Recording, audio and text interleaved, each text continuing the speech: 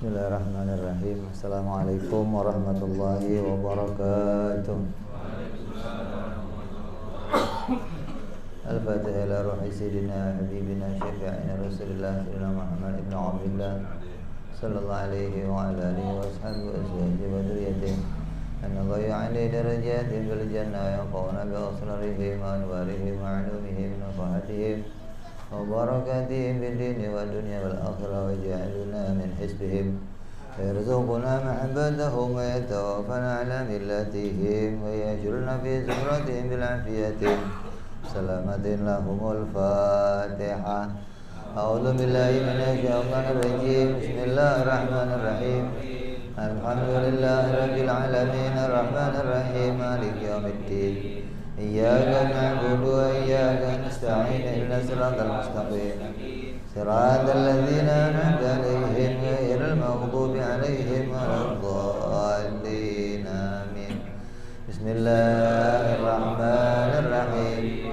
Nawaitu ta'alluma wa ta'lima wa tadhakkura wa tadhkira wa naf'a wal intifa'a wal ifadata wal istifadata wal hitha ala tamassuki bi kitabillahi wa sunnati rasulillah sallallahu alaihi wasallam wa du'a ila al-huda wa dilalata ala al-khairi ibtigha'a mardatihi wa qurbihi wa thawabihi wa husnil khatimah ma'al lutfi wal 'afiyah wa salahil 'aqibah.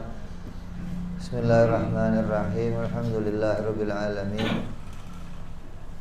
Salatu wassalamu ala asyrafil anbiya'i wal mursalin sayyidina wa habibina wa syafi'ina wa maulana Muhammadin wa ala alihi wa sahbihi ajma'in. Amma ba'du. Qala musanniful kitab rahimahullah wa nafa'ana bihi wa bi'ulumihi fid darain. Allahumma aftah qulubana futuhal arifin wa bihikmatika wansur alaina birahmatika ya arhamar rahimin. Ila anqal bil mu'jizati ayyidu takarruma wa ismatul bari likulli khutimah.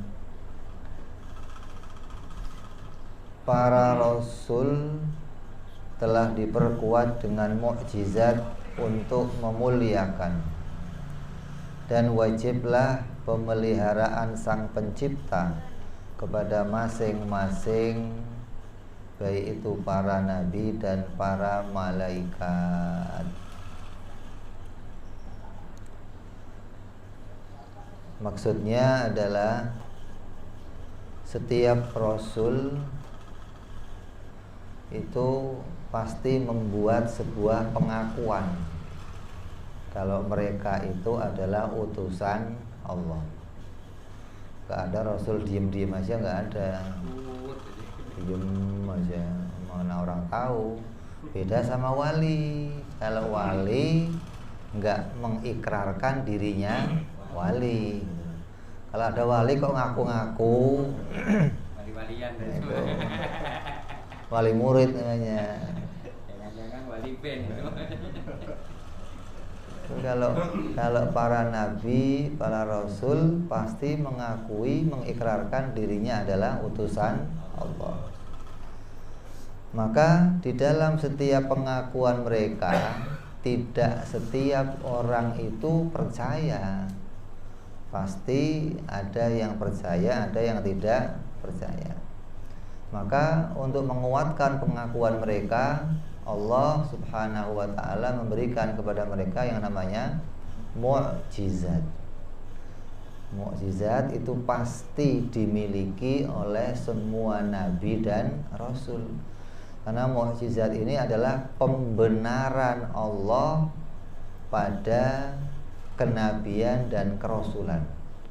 Jadi Allah mengatakan orang ini pengakuannya benar-benar dia utusanku, itu pengakuan itu disertai dengan adanya mukjizat. Jadi bukan terus Allah mengumumkan, hambaku ini rasul, enggak. Tapi kalamnya dengan kalam hukmi gitu loh. Kalam hukmi itu kalam yang seakan-akan Allah itu ngomong gitu loh, bahwa orang ini betul-betul utusanku. Ngomongnya dengan apa? Dengan memberikan stempel atau tanda kepada mereka yang rupanya mukjizat. Itu pasti dimiliki oleh para rasul sebagai bukti, sebagai tanda pembenaran dari Allah Subhanahu wa ta'ala. Jadi seakan-akan ketika ada seseorang atau kelompok yang tidak mempercayai mereka, maka mereka akan menantang. Apa yang kira-kira bisa membuat kamu percaya kalau saya ini utusan Allah, gitu loh. Jadi apapun yang mereka mau sebagai bukti, maka akan ditampilkan oleh para rasul.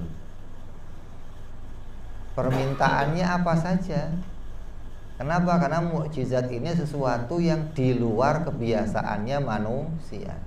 Kalau ada mukjizat kok tampilnya seperti hal yang biasa-biasa saja, namanya bukan mukjizat. Saya rasul. Apa buktinya? Buktinya besok matahari terbit dari timur. Itu bukan bukti namanya, emang udah biasa begitu. Memang tiap hari dari timur, nggak pernah dari barat. Kalau emang kamu rasul, coba terbitkan dari barat. Nah itu namanya baru dia bisa menampilkan sesuatu yang di luar kebiasaan manusia gitu. Maka para nabi dan rasul diberikan oleh Allah yang namanya mukjizat sebagai pengakuan. Maka pemberian mukjizat ini karena kebaikan dan anugerah dari Allah, itu bukan sesuatu yang wajib bagi Allah. Mengutus rasul itu hukumnya nggak wajib bagi Allah. Maka ketika para rasul diutus oleh Allah, maka diberikan pula namanya mukjizat.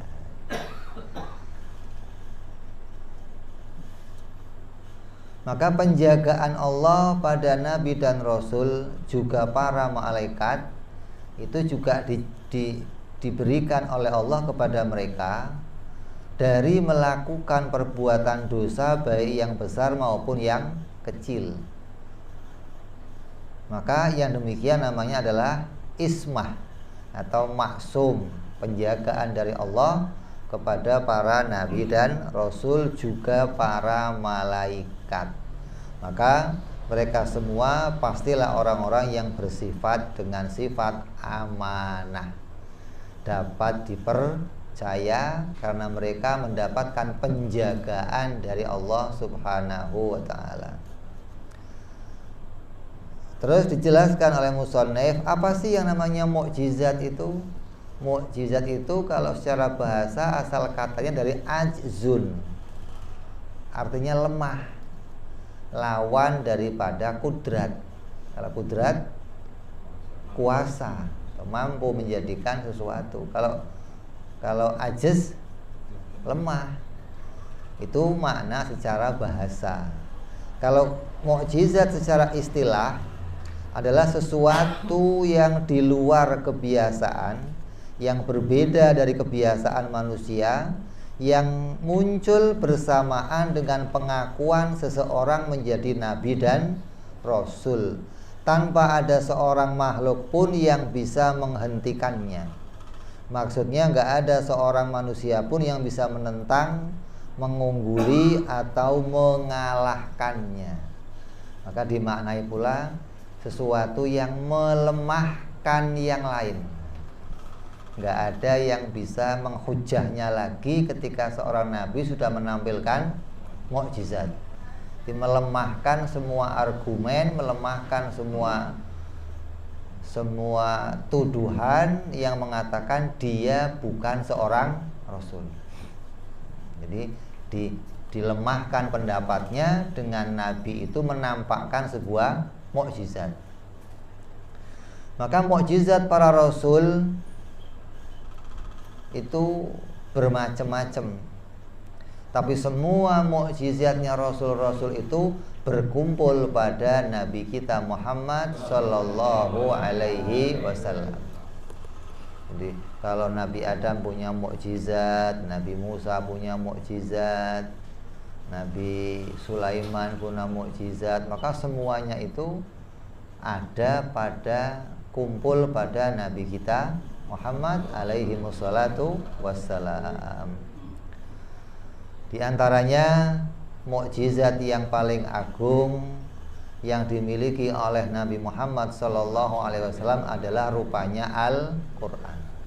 Dan Al-Qur'an ini di antara mukjizat yang paling dibanggakan oleh Nabi Muhammad sallallahu alaihi wasallam. Karena mukjizat selain Al-Qur'an itu hanya bisa disaksikan oleh orang yang hidup pada masanya, yang melihat pada waktu itu. Adapun Al-Qur'an adalah mukjizat yang bisa dilihat sepanjang masa oleh siapa saja. Maka Nabi paling bangga dengan mukjizat yang namanya Al-Qur'an. Mukjizat yang lain apa rupanya? Banyak. Ada, kalau kita mau hitung itu nggak akan bisa dihitung dengan jari kita, saking banyaknya mukjizat yang Allah berikan kepada Nabi Muhammad sallallahu alaihi wasallam. Di antaranya insyiqaqul qamar, terbelahnya rembulan. Ketika manusia meragukan kenabian Nabi Muhammad, Nabi menantangnya, apa yang bisa menjadi bukti kalau saya utusan Allah? Kata masyarakat, coba turunkan rembulan. Kira-kira Nabi atau manusia ada nggak yang bisa nurunin rembulan? Ada? Bahkan Nabinya nggak bisa, kok apalagi manusia yang lain. Nabi nggak bisa. Maka sebagai bukti, Nabi mohon kepada Allah, ya Allah, turunkanlah rembulan ini sebagai bukti aku adalah utusanmu. Ketika rembulan diturunkan, berarti Allah membenarkan, gitu loh, kalau orang ini betul-betul utusan Allah. Karena tidak mungkin mukjizat akan diberikan kepada orang yang bukan utusan Allah. Sebagai adatnya kenabian itu akan diberikan oleh Allah mukjizat, dan Allah mencegah hal-hal itu diberikan kepada selain para nabi dan rasul. Seperti contohnya pada zaman itu ada orang-orang yang ngaku nabi, di antaranya namanya Musailamah Al-Kadzab. Julukannya aja Al-Kadzab, pembohong, sang pembohong, itu loh. Nah, kalau sekarang ada muncul lagi Ahmad Musaddiq, itu jangan diganti, harusnya Ahmad Mukadzib, harusnya bukan Musaddiq. Kalau Musaddiq itu kan orang bener, harusnya Ahmad Mukadzib, Ahmad yang pembohong, gitu mestinya. Musailamah juga pernah memohon kepada Allah untuk munculnya mukjizat, tapi Allah tidak mengabulkannya, gitu loh. Sebagai bentuk Allah tidak membenarkan kalau orang itu adalah utusannya. Di antaranya Nabi Muhammad SAW pernah mendatangi sebuah sumur, yang sumur itu diceritakan nggak ada airnya, ada yang mengatakan airnya asin. Di Arab itu kalau ada sumur asin dikasih tanda, nggak boleh dipakai minum. Walaupun itu hewan nggak boleh minum. Kenapa? Orang minum air asin bukan malah hilang hausnya, malah tambah haus. Maka ketika Nabi dan para rombongannya mendatangi sumur itu, Nabi mohon kepada Allah agar sumur ini dijadikan tawar. Nabi berdoa, dan kemudian sumur itu langsung menjadi tawar dan dipakai untuk minum semua pasukannya Nabi Muhammad SAW. Lah Musailamah juga demikian, pernah ada sumur yang kering, Musailamah diminta untuk mendatangkan air. Ketika dia berdoa kepada Allah agar keluar air, yang keluar bukan air malah kotoran. Artinya Allah memutarbalikkan doanya dari menginginkan sesuatu yang baik, munculnya malah sesuatu yang buruk. Tanda Allah tidak membenarkan kalau dia adalah utusan Allah. Pernah lagi Musailamah diminta mendoakan seseorang yang sakit mata. Nabi juga pernah, ada seorang sahabat Nabi namanya Qatadah yang datang dengan ikut perang. Ketika itu matanya kena panah, ketika ditarik panahnya, bolanya copot, bola matanya copot. Terus dibawa ke Nabi, ya Rasulullah, tolong kembalikan mata saya, sehatkan mata saya. Kata Rasulullah, nanti di surga juga sehat. Enggak mau ya Rasul, sekarang aja ya Rasul. Kenapa? Karena pulang dari perang dia mau kawin. Ini kalau saya matanya begini, harem saya bisa yotlik ya Rasul, bisa nggak jadi kawin saya ya Rasul. Ya udah, diambil bolanya, dimasukkan kembali dan kembali seperti sedia kala. Sejak saat itu sampai matinya nggak pernah sakit mata. Karena matanya diusap oleh Nabi Muhammad SAW. Sebaliknya Musailamah pernah ada orang yang sakit mata minta didoakan, ketika diusap oleh Musailamah matanya buta. Bukan melek, buta. Berarti namanya apa itu? Ihanah. Allah merendahkannya, menghinakannya, menunjukkan bahwa dia bukanlah utusan Allah. Pernah lagi ada seseorang yang diusap rambutnya oleh Musailamah agar orang itu menjadi orang yang baik, orang yang cantik. Setelah diusap sampai di rumah rambutnya rontok dan sampai tua nggak keluar rambutnya lagi.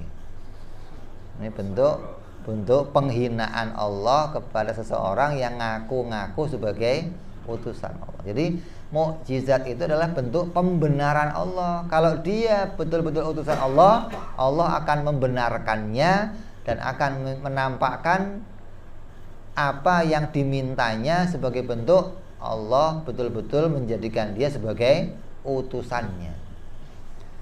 Setelah rembulannya turun, masih nggak terima.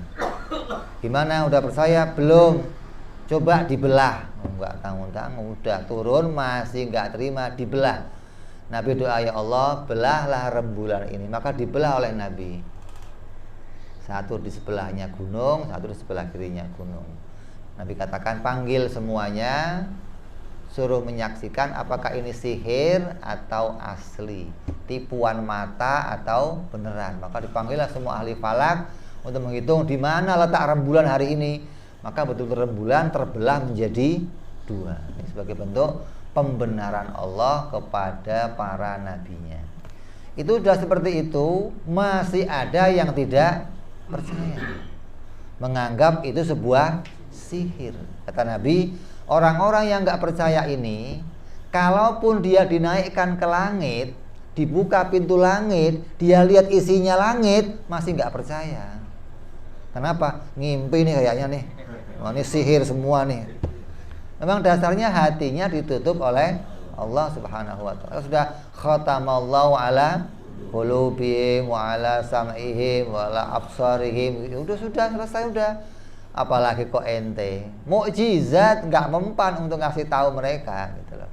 Adapun orang-orang yang dibuka hatinya oleh Allah ketika melihat mukjizat Nabi, maka dia akan segera mengimaninya dan tunduk hingga mengakui kenabian dan kerasulan orang-orang yang membawanya. Begitu pula mukjizat-mukjizat yang lain yang banyak ditampilkan oleh Nabi Muhammad SAW, seperti jari-jarinya mengeluarkan air, mengeluarkan susu. Ini dilihat dan disaksikan oleh begitu banyak sahabatnya Nabi Muhammad SAW. Ketika seseorang pada masa itu pasukannya Nabi sedang kekurangan air, susah cari air, maka Nabi mengambil sebuah bejana, kemudian tangan Nabi dimasukkan ke bejana itu, dan seseorang kemudian diperintah untuk ngantri, dikucurkan dari bejana itu terus sampai semuanya bisa wudhu, bisa minum sampai selesai, bejana itu nggak berkurang airnya. Ini bentuk keberkahan dari Nabi Muhammad SAW. Jadi bukan airnya ngucur begitu, bukan mantur kayak keran, bukan. Tapi Nabi masukkan tangannya ke sebuah bejana, di bejana itu mengeluarkan air, yang airnya terus gak habis-habis hingga untuk minum, wudhu, dan persiapan dalam perjalanan semua sahabat-sahabatnya. Begitu pula pernah sahabatnya dan rombongan Nabi kekurangan makanan, maka ada seseorang, sahabat Anas, yang punya tas yang isinya kurma untuk menyimpan kurma. Diambil Nabi tas itu, dilihat kurmanya tinggal 2. Sama Nabi diambil kurma itu dan dibagikan untuk semua sahabat sampai kenyang semuanya. Tasnya dikembalikan ke Sayyidina Anas. Dan tas itu sampai turun-temurun terus mengeluarkan kurma, nggak ada habisnya. Sampai ke anak turunnya coba. Hingga tas itu sampai hilang. Kata Sayyidina Anas, saya bukan hilang tasnya yang masalah, berkah dari Nabi yang saya rasakan hilang. Dia bukan menyesal atas hilangnya tas itu, tapi keberkahannya yang hilang itu yang disesalkan oleh Sayyidina Anas. Begitu pula mukjizat-mukjizat yang lainnya seperti kayu, batu, hewan yang bisa berbicara kepada Rasulullah, pohon-pohon yang mengucapkan salam, batu-batu mengucapkan salam, kemudian pohon yang diundang oleh Rasulullah, maka pohon itu mencabut akarnya dan berjalan mendekati Nabi Muhammad SAW. Dia tunduk, dia ulul salam, dan mundur kembali lagi ke tempatnya semula. Pohon yang kemudian Nabi duduk di bawahnya, setelah matahari bergeser, pohonnya geser terus. Bukan Nabi yang geser, bukan, pohonnya yang geser menaungi dari sinarnya matahari. Begitu pula mukjizat yang lainnya yang banyak, seperti mukjizat pada Nabi Musa alaihissalam, tongkatnya berubah menjadi ular, diambil ularnya jadi tongkat kembali. Ini bentuk pembenaran Allah kepada para nabinya. Nabi Isa alaihissalam oleh Allah dijadikan Rasul dengan apa? Tanda mengusap seseorang yang mati kemudian bisa hidup kembali. Mana ada orang bisa menghidupkan orang mati? Nggak ada yang bisa. Yang bisa siapa? Ya hanya Allah. Maka Nabi Isa mohon, ya Allah, hidupkan orang ini sebagai tanda aku utusanmu. Maka Allah hidupkan orang itu sebagai bentuk pembenaran Allah kepada Nabi Isa alaihissalam.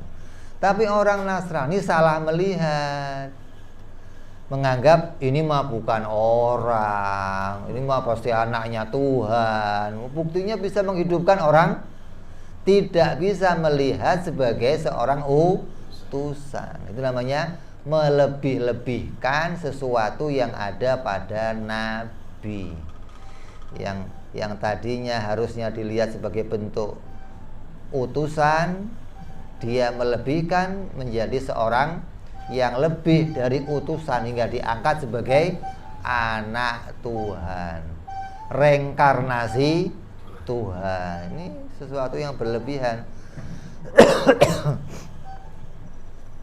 Begitu pula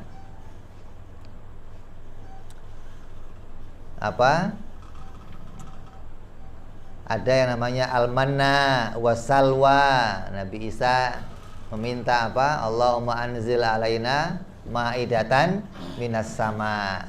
Orang-orang Nasrani pada masa itu, orang-orang Israel, makan makanan biasa jenuh katanya.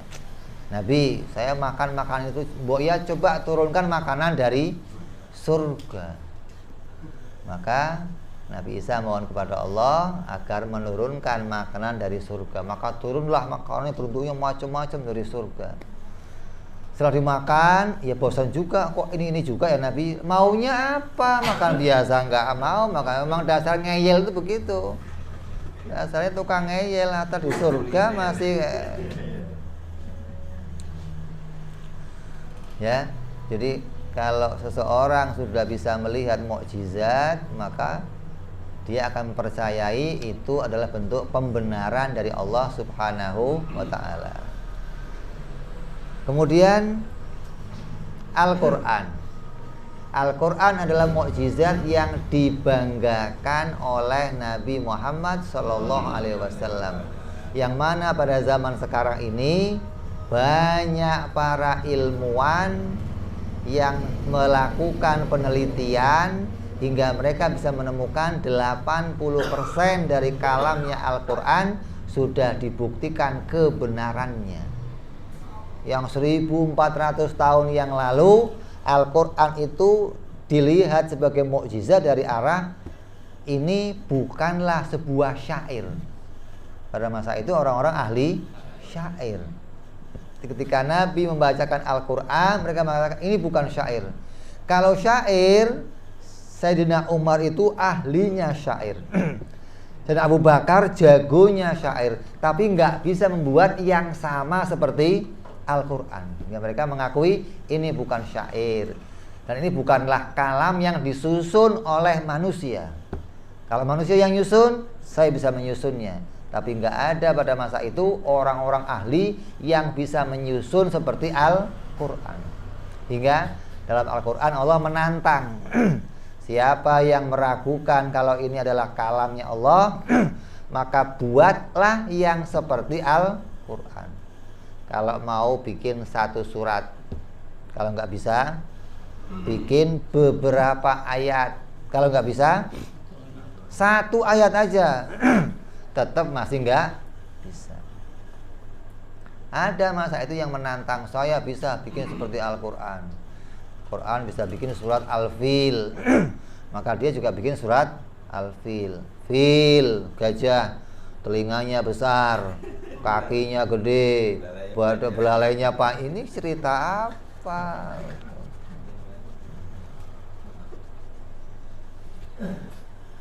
Lah, zaman sekarang Al-Qur'an sudah diteliti bahwa di dalam kalamnya banyak mengandung pengetahuan. Karena Al-Qur'an di sini adalah informasi dari Allah. Maka banyak maklumat informasi yang kemudian ketika diteliti ditemukan kebenarannya. Kayak apa contohnya? Al-Qur'an ada surat namanya An-Naml. Ada. Apa artinya?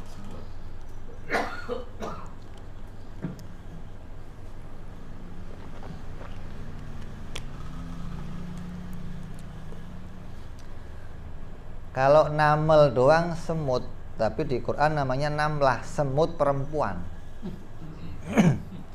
Ketika diteliti, ternyata rajanya semut itu ratu. Quran udah ngomong 1400 tahun yang lalu. Mana ada ratu semut. Begitu dicek oleh ensiklopedia apa flora dan apa fauna orang apa namanya? Itu udah. Ternyata kawanan semut itu yang mimpin adalah ratu. Maka ratu itu ketika di Al-Qur'an diceritakan memerintahkan semua rakyatnya untuk masuk ke dalam lubang ketika pasukan Nabi Sulaiman akan melewatinya. Ternyata benar nggak taunya memang rajanya semut itu ratu. Ada lagi surat Al-Ankabut. Apa itu?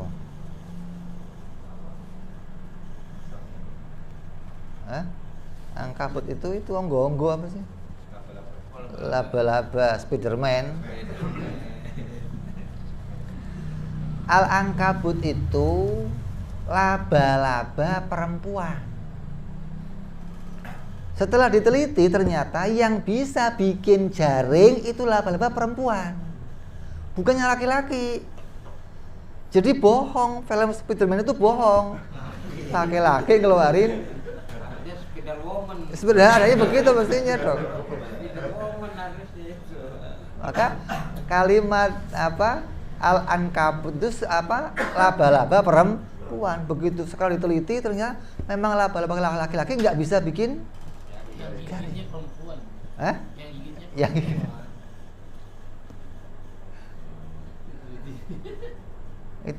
Itu penelitian kemudian membuktikan, oh ternyata memang ini kalamnya kalam yang bukan dari manusia. Manusia masa itu nggak ada yang punya penelitian seperti itu. Nah sekarang setelah adanya penelitian baru terbukti apa yang dikalam oleh Al-Quran ditemukan kebenarannya. Maka berbondong-bondong banyak para peneliti yang kemudian masuk dalam agama Islam karena hasil menemukan kebenaran kalamnya Al-Quran. Dan nggak mungkin 1400 tahun yang lalu ada peneliti yang sehebat itu, nggak ada masa itu. Boro-boro orang Amerika kenal sikat gigi aja baru kemarin. Nah, orang Arab udah kenal siwak pada masa itu. Terus masalah janin, bagaimana Quran menceritakannya. Masalah turunnya hujan, bagaimana Quran menceritakannya. Masalah siklusnya matahari, bulan, bagaimana Quran menceritakan. Satu persatu ilmu ditemukan, orang mengakui kebenaran kalamnya Al-Quran. Maka Nabi begitu bangga dengan mukjizat yang namanya Al-Quran, hingga sampai nanti hari kiamat pun tidak akan ada satupun yang bisa melawan Al-Quran. Kenapa? Sebagai mukjizat yang mengalahkan, tandanya nggak ada satu yang bisa membuat seperti Al-Quran. Ilmuwan sejak zaman dulu, zamannya Sokrates, Plato, Darwin, apalagi Aristoteles, itu selalu bikin penemuan dan dia akan bikin sebuah kajian ilmiah. Namun setelah 10 tahun, 20 tahun akan muncul ilmuwan lain yang mengalahkan kajian itu, menganggap kajian kamu salah, ini yang lebih benar. Nanti sekian tahun lagi muncul lagi kajian baru mengalahkan kajian yang lama, disingkirkan, muncul kajian yang lebih baik. Itu terus begitu ilmu pengetahuan tuh. Tapi Al-Quran sampai sekarang tidak ada yang bisa menyainginya. Nggak ada yang bisa melemahkannya, menundukkannya, menganggap ini bukan benar, ini kebohongan. Kecuali orang-orang yang memang dia tidak bisa memahami isinya Al-Quran. Maka Al-Quran adalah mukjizat sepanjang masa, mukjizat sampai hari kiamat, yang setiap akal yang waras akan bisa menerima ini sebagai kalamnya Allah Subhanahu wa ta'ala. Maka yang namanya mukjizat itu bagian dari disebut khawarikul adah, sesuatu yang di luar kebiasaan manusia. Lah yang namanya khawarik itu enggak hanya mukjizat, tapi macam-macam. Kalau adanya pada Nabi namanya mukjizat. Kalau adanya khawarik itu ada pada tangannya para wali namanya karomah. Bentuknya sama, hal yang di luar kebiasaan, gitu loh. Apa? Seperti jalan di atas air. Adakah Nabi yang begitu? Nabi Isa jalan-jalan di atas air kemana-mana. Nabi Khidir jalan-jalan di atas air. Kalau ada kok orang sekarang yang bisa jalan di atas air, kok dia adalah orang yang seorang wali, maka itu namanya adalah karomah, gitu. Bisa bisa melakukan sesuatu yang di luar kebiasaannya manusia. Sholat di awang-awang umpamanya, di tanah udah males lah sholat, udah biasa sholatnya di awang-awang. Di Hadramut dulu begitu, akhirnya karomah nggak boleh dikeluarkan. Ketika berbondong-bondong orang berjamaah ke masjid, ketika dia masuk masjid penuh, digelar di atas dia, penuh, sholat di atas dia. Waduh, bisa rame ya begitu. Nggak ada tempat. Kok di atas sholatnya? Di atasnya orang-orang maksudnya. Digelar sejadah, dia sholat di atas. Tidak. Lah kan belum ada lantai 2. Sejadah terbang gitu. Sejadah. Kalau itu di tangannya wali namanya karomah. ente naik motor bensinnya habis, ambil air teh pucuk, ambil air galon diisi lama, jualan lagi, itu namanya karomah. Tapi jangan ditiru, kalau ente tiru bisa emon langsung ente.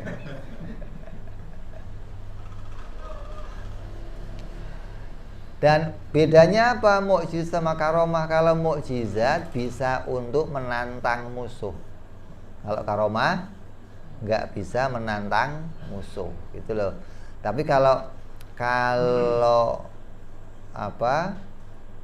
Kalau ada orang yang ditampakkan sebuah karomah, itu cuma dua. Orang yang melihat karomahnya para wali, alamatnya dia akan jadi wali lagi. Jadi orang-orang khusus tuh yang ditampakkan sebuah kewalian karomahnya. Atau orang itu akan masuk neraka, gitu doang. Kenapa? Ketika dia ingkar dengan karomah, maka dia keluar dari rahmatnya Allah. Ketika dia percaya sama karomah, dia akan bisa melihat kewaliannya seseorang. Alamatnya, dia akan jadi penerusnya atau wali-wali berikutnya. Makanya karomah itu jarang kita lihat, kecuali karomah lain lagi itu.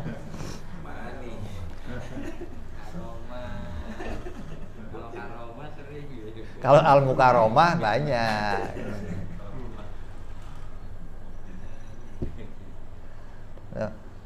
Makanya sekarang ini jangankan kamu, dulu aja kewalian ditutup oleh Allah, nggak banyak orang mengetahui, apalagi zaman sekarang. Makanya kita jangan dikit-dikit kalau lihat hal-hal yang luar biasa menganggap itu pasti perbuatannya seorang wali. Belum tentu.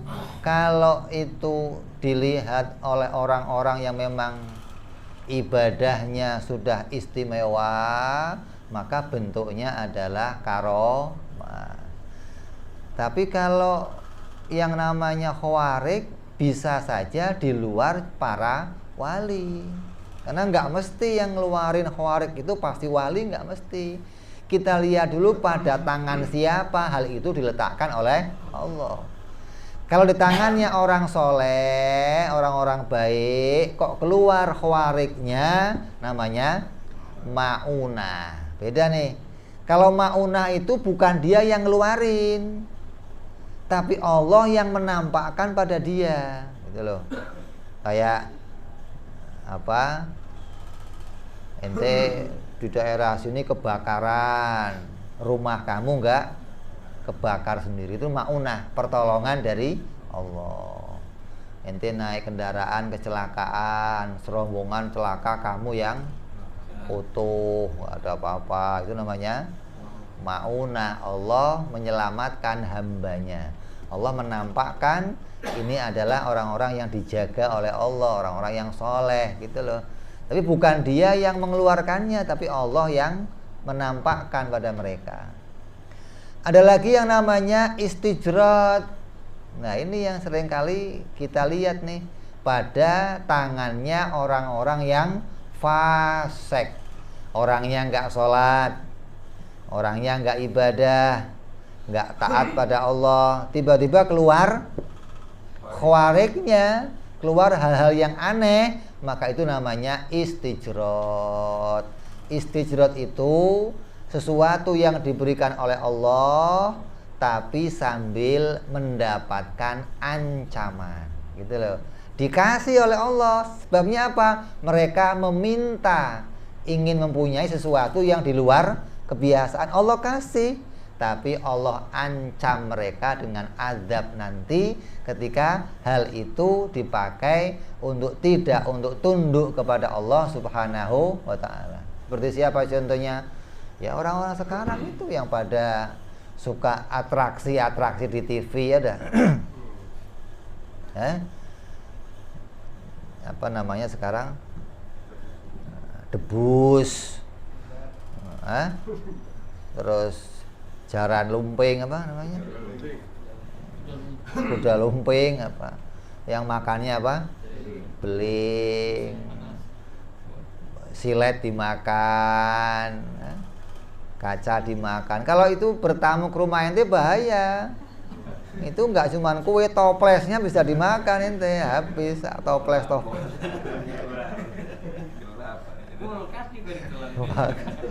Itu begitu bahaya itu kalau bertamu ke rumah kita. Waduh, hati-hati ente. Kompor dia telan di bulan itu. Bro, habisin bandar. Jadi banyak orang-orang sekarang yang pingin belajar ilmunya karomah, ilmunya para wali. Maka ini hal yang berbahaya. Maka dilarang seseorang itu pingin punya ilmunya para wali, dilarang.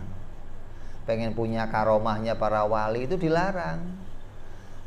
Begitu pula dilarangnya seseorang untuk minta dirinya terhindar dari dosa, dilarang. Ya Allah, jangan jadikan saya sebagai orang yang punya dosa. Oh, dilarang. Kenapa? Karena itu hanya permintaannya para nabi. Orang yang bisa dijaga oleh Allah dari kesalahan itu cuma para nabi. Kalau kita mintanya apa? Diampuni kalau punya dosa. Beda mintanya nih.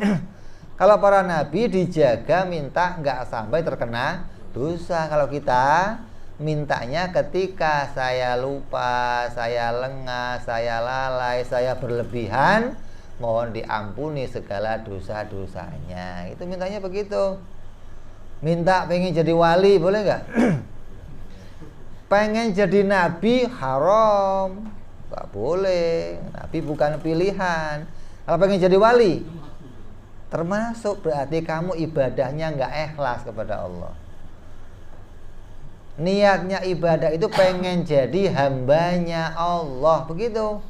Bukan pengen jadi walinya Allah, bukan. Adapun nanti setelah kamu jadi hambanya Allah, Allah ngangkat kamu jadi walinya, itu haknya Allah Subhanahu wa taala. Bukan permintaan kita, ya Allah, mau jadi wali, ini wali di sini kosong ya Allah, enggak ada. Saya jadi wali.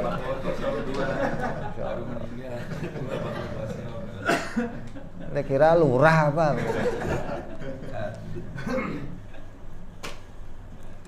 Wali itu jumlahnya tetap 124.000. Kalau ada satu meninggal, bawahnya naik gitu. Terus begitu, yang bawah naik terus. Lah, yang diangkat jadi wali yang pertama ya apa namanya? Masih apa? Belajar-belajaran apa namanya? Pemula. Wali-wali pemula, training naik gitu.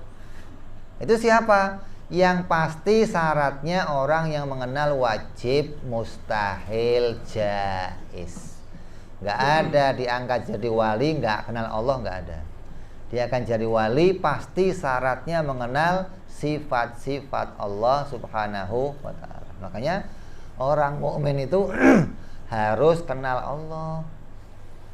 Artinya apa? Kalau ditanya tentang Allah, jangan ngomong nggak tahu, haram.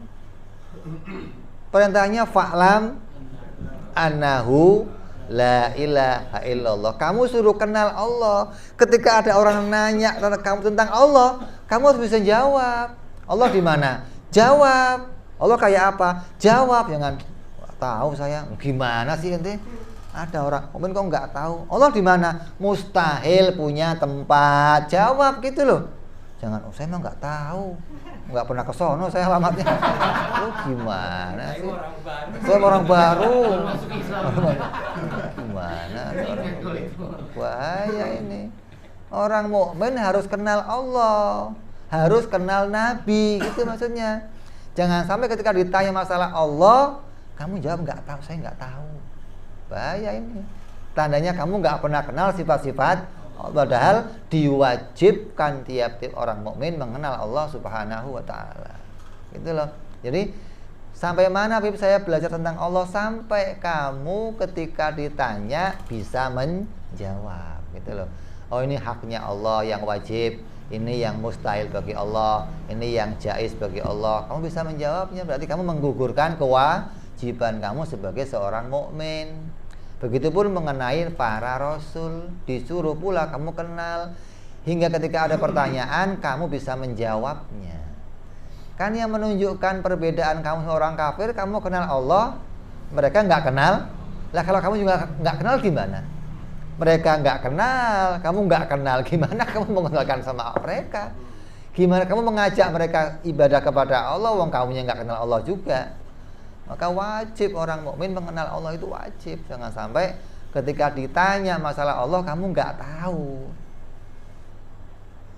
Maka orang yang nggak tahu tentang Allah tapi iman kepada Allah, itu namanya orang yang taklid, orang yang hanya ikut-ikutan. Dan hukumnya orang ikut-ikutan, imannya mukhtalif, imannya diperselisihkan antara sah dan tidak sahnya. Kan repot iman kita diperselisihkan. Ya, jadi wajib kita mengerti batasan mana yang mukjizat, mana karomah, mana maunah, mana istijrot. Ada lagi sihir. Sihir itu apa? Tipuan mata. Banyak sekarang orang-orang ahli sihir, tukang-tukang sulap, itu banyak. Dan mereka ada sekolahnya. Ada sekolahan sihir, sekolahan sulap. Kalau yang di TV apa? Harry Potter. Modalnya tongkat.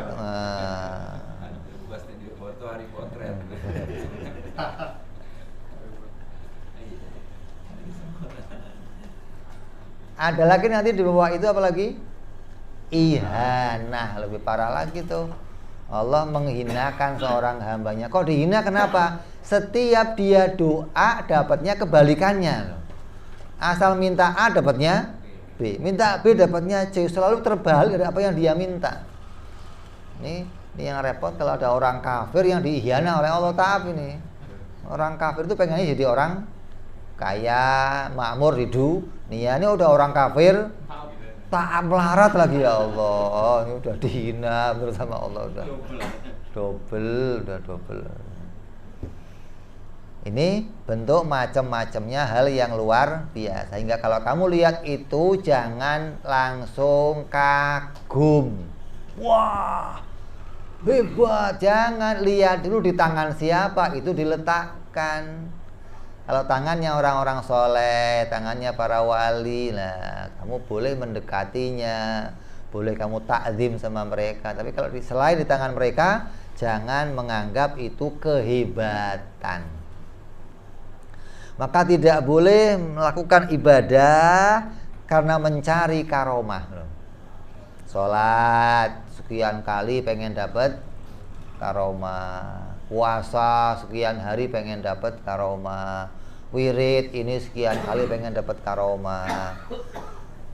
Kenapa? Karena yang demikian termasuk syirik khafi.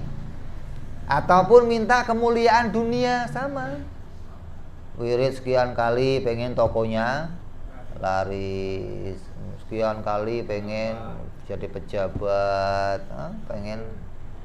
Maka di dalam hukumnya ibadah itu, syirik itu nanti ada syirik yang jahar, ada syirik yang khafi. Kalau syirik menurut ahli tauhid sama syirik menurut orang-orang sufi beda nih. Kalau dalam pandangan orang-orang ahli tauhid, syirik itu ya menganggap ada kemampuan yang muncul dari selain Allah, namanya syirik. Kalau kamu nyembah rembulan, kamu nyembah api, jelas tuh syirik yang zahir namanya. Tapi ketika kamu menganggap ada makanan bisa mengenyangkan, ada air kamu minum bisa menghilangkan haus, kamu syirik tuh.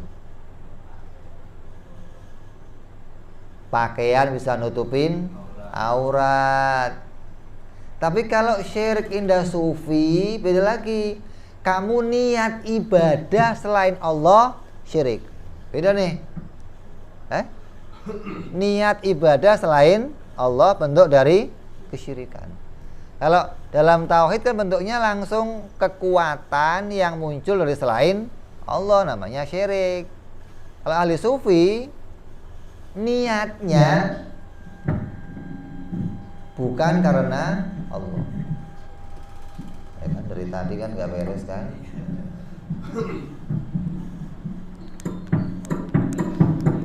Hah? Enggak, kurang pas tadi itunya. Sholat duha pengen katal syirik. Niatnya udah tidak ikhlas. Jadi hilangnya ikhlas itu syirik. Itu kata indah ahli sufiyah. Makanya orang-orang sufi itu bagaimana membersihkan diri dari niat selain Allah. Gimana ibadahnya ikhlas murni karena Allah. Makanya tadi ibadah pengen jadi wali, ibadah pengen keluar karomahnya, bentuk dari syirik khafi. Maka seorang mukallaf juga wajib meyakini bahwa nabi, rasul, malaikat itu terjaga dari melakukan dosa. Mustahil mereka melakukan kesalahan sengaja atau tidak. Karena selain nabi itu tidak diperbolehkan berdoa memohon agar terjaga dari melakukan dosa. Seperti doanya para nabi dan doanya para malaikat agar mereka dijaga oleh Allah dari melakukan sebuah dosa. Ini kalau yang doa selain nabi dilarang. Makanya apabila kamu kok mendengar hikayat, cerita tentang ada nabi ngelakuin kesalahan, jangan diterima mentah-mentah. Harus ditakwil, harus diperjelas. Kenapa? Karena ini pondasi agama kita. Ini pentingnya pondasi nih. Maka banyak orang tiba-tiba membangun agama nggak dimulai dari pondasi. Tahu-tahu beragama, sholat, puasa, ibadah, baca kitab-kitab tafsir, kitab fikih, belajar kitab-kitab sejarah yang di dalamnya banyak terdapat cerita-cerita yang mencederai para nabi, para rasul.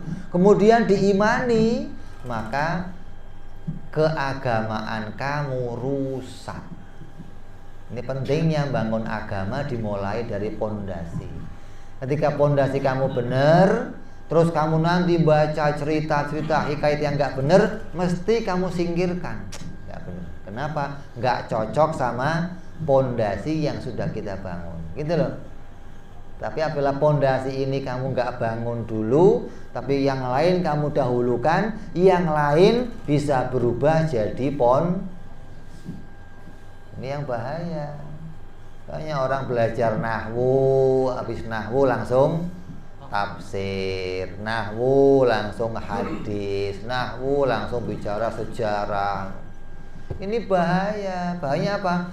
Dia akan menerima cerita-cerita yang nanti ketika cerita itu nggak dipahami akan dijadikan sebagai pondasi beragamanya. Siapa yang nggak mengimani Allah punya wajah, kafir. Siapa yang nggak mengimani Allah punya tangan, kafir. Siapa yang nggak mengimani Allah di atas, kafir. Kenapa? Qurannya begini. Itu TKW, TKI belajar ilmu begitu jadinya tuh. Pinter bahasa Arab, langsung ngaji ya begitu jadinya. Nggak lagi punya pondasi agama. Nah, mulai kan repot. kayak sekarang saya diundang acara Maulid, di sana penceramahnya siapa? Penceramahnya ini mu'alaf. Saya bilang itu beneran? Iya Beb. Ini yang ngaji di pondok puluhan tahun nggak bisa jadi kiai.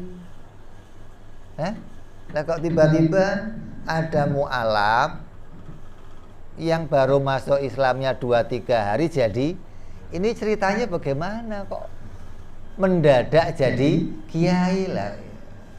Apa enggak nanti orangnya pesantren, udah aku jadi mu'alaf aja lah, biar langsung jadi kiai. Ya Allah, coba. Lah kalau ketika dia diundang ceramah, yang mau diceritain apa coba? Hah? Kalau umpamanya panggil kiai yang lain, lah mu'alafnya ikut disuruh ngomong, pantes dia cerita apa? Latar belakang gimana dia bisa jadi orang Islam. Lah kalau jadikan tokoh penceramah lagi, mau dapat ilmu apa kamu dari situ? Ceritanya di depan orang Islam yang udah masuk Islam dari kecil, lah hubungannya apa terus? Kalau mau diundang itu cuma orang-orang kafir lah, lo ngomong. Lah begitu, gimana? Nggak nyambung, nggak apa lo, ya Allah. Hati ini orang nggak pada bidangnya gitu loh. Yang dicari, anu Bib lagi keren, lagi tenar Bib, lagi di viral. Astagfirullahaladzim, macam-macam begitu. Ya. Jadi kita beragama itu harus dimulai dari menata pondasi yang benar, mengimani tentang yang wajib bagi Allah, yang mustahil bagi Allah, yang jaiz bagi Allah, begitupun yang wajib bagi para nabi, yang mustahil bagi para nabi, dan yang jaiz bagi para nabi. Yang dijaga dari dosa itu enggak cuma nabi, tapi juga rasul dan para malaikat. Hingga enggak ada malaikat punya dosa, enggak ada. Malaikat juga dijaga oleh Allah dari melakukan kesalahan. Begitu pula dilarang kita meminta untuk jadi seorang nabi. Berdoa, ya Allah, jadikan aku seorang nabi. Ini haram. Begitu pula berdoa memiliki ilmunya nabi. Pengen kasyaf, pengen terbuka hijab, pengen, dilarang tuh. Pengen punya dapat wahyu, saya pengen dapat hukum langsung dari Engkau ya Allah. Ini hal-hal yang demikian sesuatu yang dilarang untuk kita minta. Kenapa? Karena itu adalah haknya para nabi dan rasul, bukan haknya kita. Ya. Jadi ini batasan bagaimana kita mengimani para nabi itu semuanya diberikan oleh Allah mukjizat. Mereka bersifat sidik, kalau ngomong pasti benar, hingga setiap pengakuan mereka pasti membawa kebenaran. Di antaranya pengakuan mereka sebagai seorang utusan Allah, diberikan oleh Allah pembenaran dengan menjadikan pada diri mereka adalah sebuah mukjizat atau tanda kebenaran dari Allah Subhanahu wa taala. Mudah-mudahan kita semua dijadikan oleh Allah hati yang senantiasa iman kepada Allah, iman kepada para nabi. Kita berharap semua bisa menjadi orang-orang yang iman di dunia dan iman sampai akhirat, hingga puncaknya kita bisa berkumpul dengan para nabi di surganya Allah Subhanahu wa taala. Bahagia dunia sampai akhirat, amin ya rabbal ala hadhihi niyyah wa ala niyatin shalah wa ila hadratin nabi. Al-Fatihah. A'udzu billahi minasyaitonir rajim. Bismillahirrahmanirrahim. Alhamdulillahirabbil alamin arrahmanir rahim maliki yaumiddin iyyaka na'budu wa iyyaka nasta'in ihdinas siratal mustaqim siratal ladzina an'amta 'alaihim ghairil maghdubi 'alaihim waladdallin amin. Ya Rabbana darabna bi anana qatarabna wa anana asrafna ala ladha ashrafna fatub alaina tauba taghsil kulli hauba wastur lana aurati wa amin rawati waghfir liwalidina rabbi wa mauludina wal ali wal ihwani wasairil hilani wa kulli والصحبة والمسلمين أجمع آمين ربي فضلا وجودا منا لا باكتساب منا بالمصطفى رسولي مرضى بكل سؤلي صلى وسلم ربي عليه عند الحب وآله وصحبه طاسي صحبي والحمد لله في البدء والتنام ربك رب العزة عما يصفون سلام على المرسلين والحمد لله رب العالمين. Assalamualaikum warahmatullahi wabarakatuh.